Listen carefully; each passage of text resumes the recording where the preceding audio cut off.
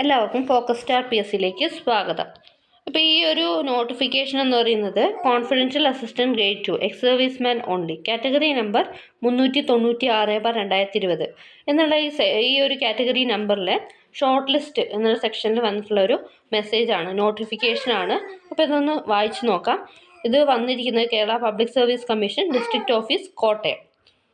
Issue ചെയ്തിരിക്കുന്നത് 13/2/2024 it is hereby notified that no eligible and qualified candidates are available for inclusion in the short list of candidates to be called for dictation cum transcription test for selection to the post of confidential assistant grade 2 ex-serviceman only category number 396/2020 ശമ്പള scale 20,000 മുതൽ 47,800 വരെയാണ്.